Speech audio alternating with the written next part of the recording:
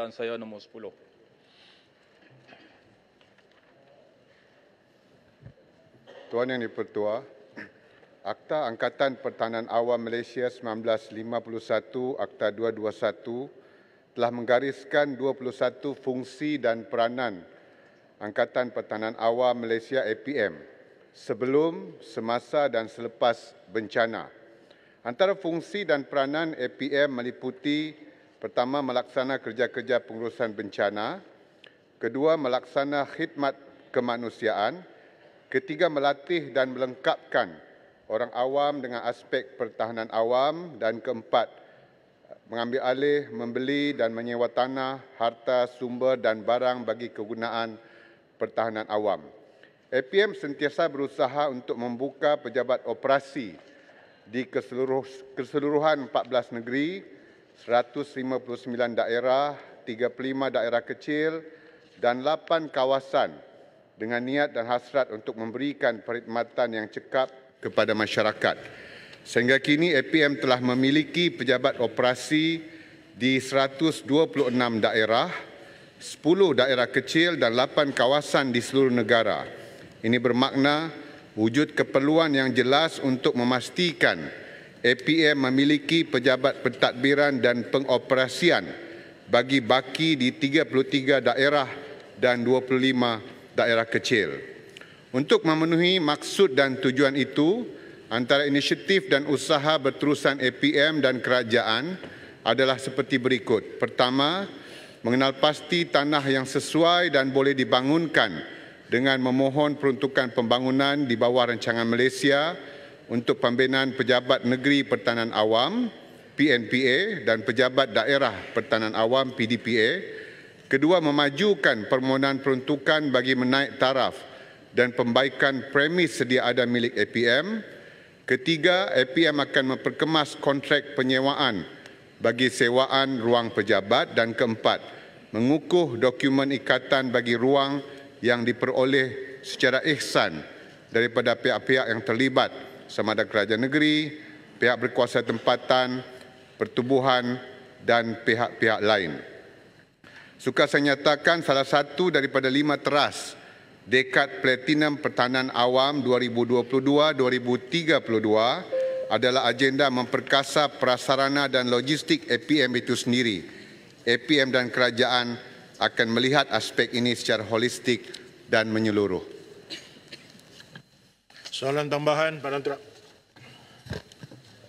Yang di-Pertua, terima kasih kepada Yang Berhormat Menteri atas jawapan berkenaan dengan premis terhadap APM. Soalan tambahan saya ialah berkaitan bagaimana untuk memperkukuhkan gerak kerja Angkatan Pertahanan Awam yang terlibat dalam pengurusan bencana, iaitu tentang permohonan APM untuk penambahan jawatan kontrak yang pernah dimohon sebelum ini 1,501 penjawatan kontrak yang telah dibincangkan dengan JPA sebelum ini. Jadi apakah status daripada pihak kerajaan tentang permohonan penambahan jawatan kontrak sebanyak 1,501 untuk APM? Terima kasih. Terima kasih Yang Berhormat. Sebagaimana selain daripada yang dibangkitkan oleh Yang Berhormat berkaitan dengan pejabat sebagaimana soalan asal, sememangnya perancangan APM adalah juga untuk menambah baik perjawatan APM di seluruh peringkat. Lebih-lebih lagi berdasarkan kepada keputusan Kabinet pada tahun 2015, apabila APM telah diberikan peranan untuk menjadi urustia kepada jawatankuasa pengurusan bencana di peringkat negeri dan daerah yang memerlukan kepada penambahbaikan perjawatan kepada pegawai-pegawai yang setakat ini di peringkat daerah hanya pada peringkat KP 19 sahaja. Kita telah mengajukan kepada agensi pusat. Fokus kita adalah kepada menambah baik grade kepada pegawai-pegawai tetap di daerah-daerah untuk memperkasa peranan mereka sebagai urustia kepada jawatankuasa pengurusan bencana di peringkat daerah dan sekaligus untuk memastikan mereka dapat memainkan peranan yang lebih efisien. Charlun. Kuala Kedah. Sebelah kanan tidak ada. Charlun. Kuala Kedah. Hormat Jelun. Menyentuh tentang APM dari sudut fungsi untuk membantu mangsa ataupun bencana yang berlaku di seluruh negara, apakah kerajaan bersedia untuk mengiktiraf peranan yang dimainkan oleh NGO yang bersifat sukarela, khususnya Yayasan Amal ataupun Khidmat Malaysia? Sekian, terima kasih. Terima kasih Yang Berhormat. Selain daripada APM, Pertahanan Awam dan agensi-agensi kerajaan yang lain yang terlibat dalam pengurusan bencana negara, sememangnya menjadi hasrat kerajaan untuk memperluaskan penglibatan komuniti dalam bersama-sama membantu kerajaan memperkasa pengurusan bencana negara.